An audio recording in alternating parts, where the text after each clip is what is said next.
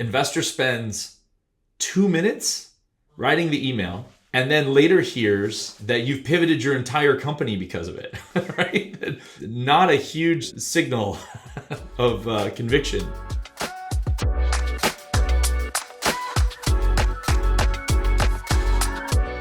Hello, this is Michael with Harj and Brad. Welcome to Inside the Group Partner Lounge. So as YC Group partners, we find ourselves repeating the same, often seemingly obvious advice to founders over and over again. Before COVID, we'd often gather together in the Partner Lounge at the YC office to try to figure out why this was the case and how we can help startups figure it out faster. Today, we're going to talk about what to do when an investor says no to investing in your startup. Our saying at YC is believe the no, don't believe the why. Yeah, so to set this up, one thing we end up doing a lot is pumping belief back into founders who've had their confidence shaken by these investor rejections.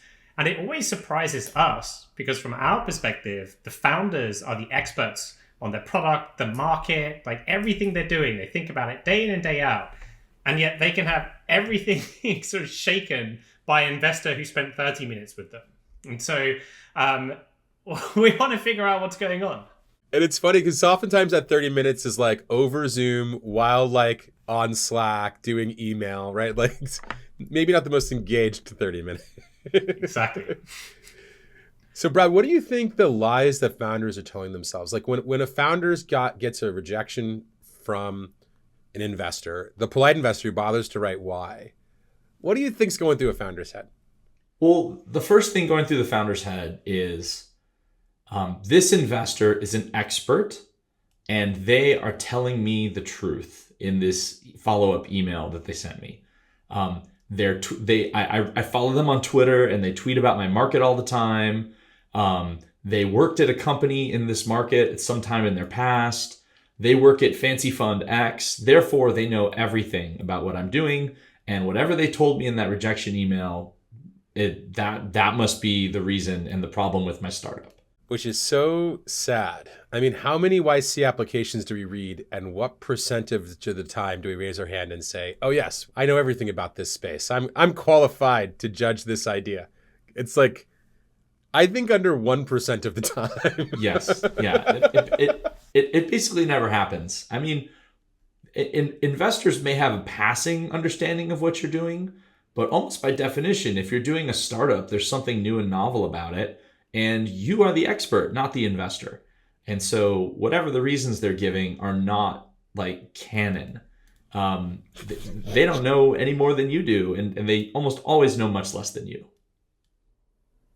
It's like that saying, right? It's like, what is it? Like, a little bit of knowledge can be dangerous. It's like, I think investors end up knowing just enough to be dangerous. And it's a job where you're often selling, so you're very confident in sort of how you articulate your opinions. But you don't actually get the deep insights because you're not like in it building the thing. Just why investors have like a 90% failure rate, right? Like most investments are bad decisions. I think we see this in practice too, because we will see founders who will pitch to investors, get no's, apply to YC, get into YC, and those same investors will say, now I want to invest in your company, and nothing has changed. No fundamental thing has changed in that company, yet the investor changes their mind.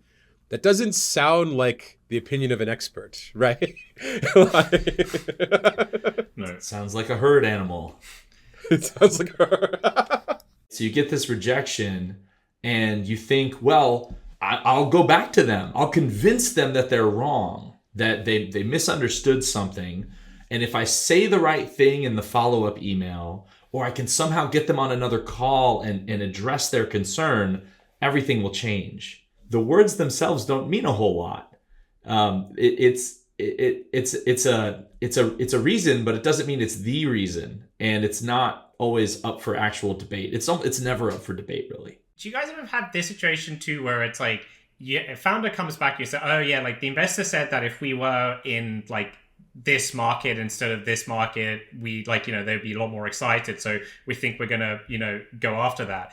And you're thinking, I wish I could explain to you how this is going to make you less attractive. Like the fact, like, because it gets to the heart of like investors also are aware they're not experts. So if a founder actually like actions on your feedback in sort of like a material way, like it makes you less unlikely, if you're a good investor, I think it makes you less unlikely to want to invest. You don't want to invest in someone who is relying on you for product insights.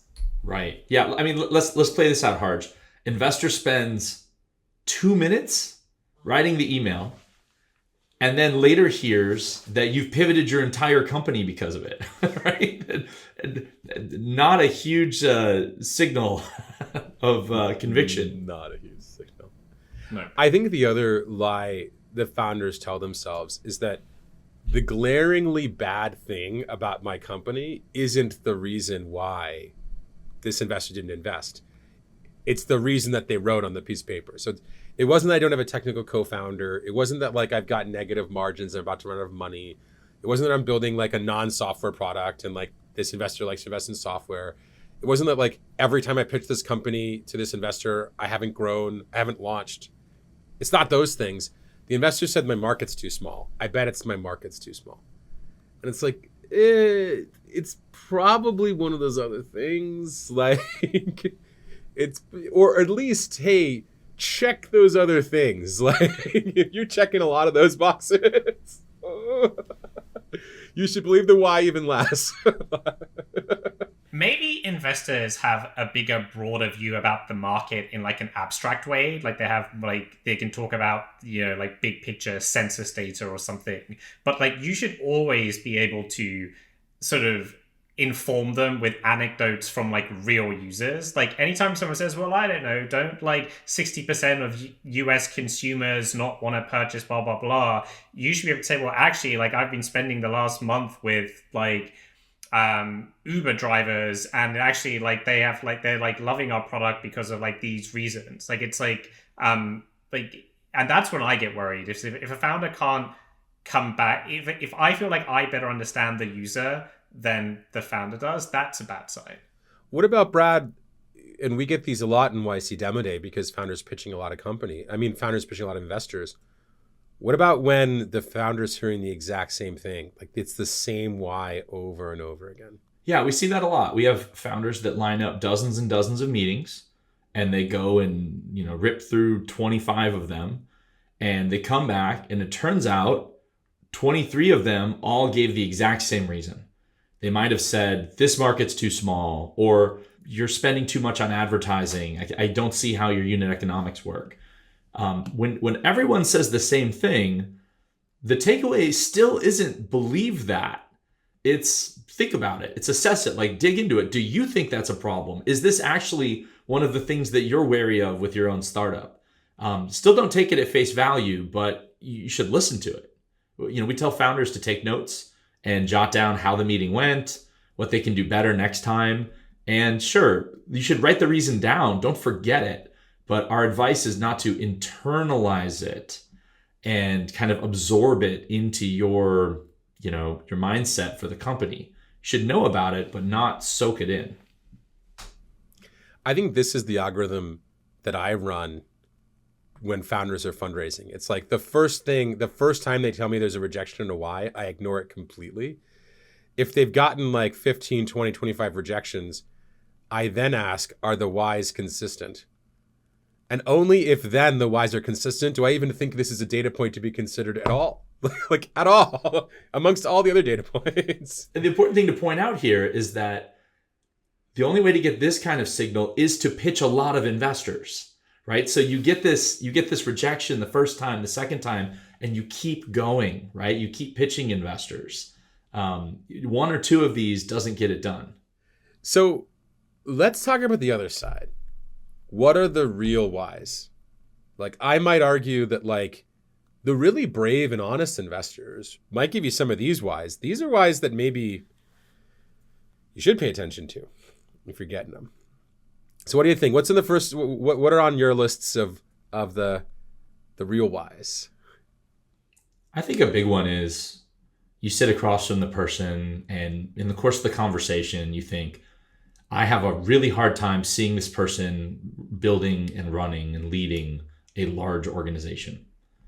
And that's a huge question that's on the table at every stage of investing, and especially early on. And if the person just doesn't seem organized or fired up, we've all met people that run big organizations, and they are very impressive, unique individuals. And if that doesn't seem like you in the meeting, that's a big reason. Or let me say that slightly, let me extend that. If it doesn't seem like you're aspiring to become one of those people, right? Like you don't have to be that person today, but if it doesn't even seem like that's on your agenda. Yeah. And believe it or not, folks, we run into that a lot. And investors do in general. A lot of people think that fundraising is about things other than raising money to build a really big company. And it's not. Yeah, I kind of think what's going on in the raw truth is investors are doing two things. They're pattern matching to previous successes and answering the question like, do you pattern match to founders I've had success with in the past? And then they're stack ranking. Like of all the founders I've worked with and are currently pitching me, like where do you rank? And the truth is you get a no because either you don't pattern match or like you might pattern match and you don't stack rank. Like you might be like, okay, yeah, you remind me of the kind of founders I've done well with, but like actually you're just not as good as the other ones I'm talking to right now. And that's kind of the blunt thing that's going on, but no one ever wants to say that.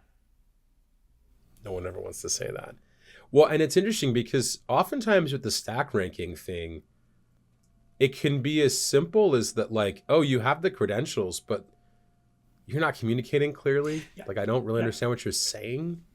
Yeah. Which is like, wow, it's a hard one, right? It's like, shit, like, or I don't believe your numbers. Like you gave me conflicting numbers and you cast some doubt.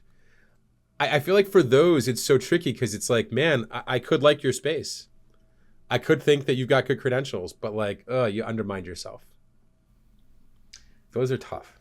Also, to give investors some credit, maybe ourselves when we're rejecting companies from YC, like the founders change as well. Like you might reject a company when the founders haven't actually gone out and spoken to any users, or they're like 2 weeks into it and they might not impress you with anything. But then a month of like real work, they come back and the same founders can just seem different. Like they've got real insights, they see more, their confidence has grown, like. And it's sort of like you're hearing a different pitch. And so I think in those reasons, it's actually fair for investors to change their mind. Like we do. We certainly like reject a company and then they come back and you're like, oh, wow, okay. Like now, like I'm having a completely different conversation with a different person. Like totally want to invest.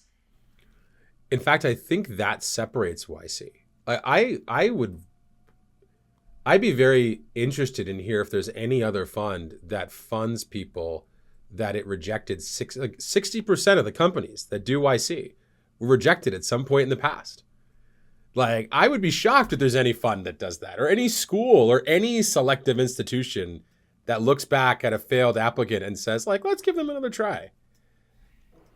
Yeah, because one of the pieces of advice I repeat after demo days over and over again is keep a list of the investors that said no, and who seemed reasonable about it, and just keep sending them updates. Keep sending an update every month. And shockingly, if things start going well, those same investors will reach out, change their mind. Like I've seen this happen over and over again for YC companies, but it's not natural for a founder. Like they just assume that once someone said no, it's a no forever. And yeah, you can't convince them to change their mind with words, but you can with actions.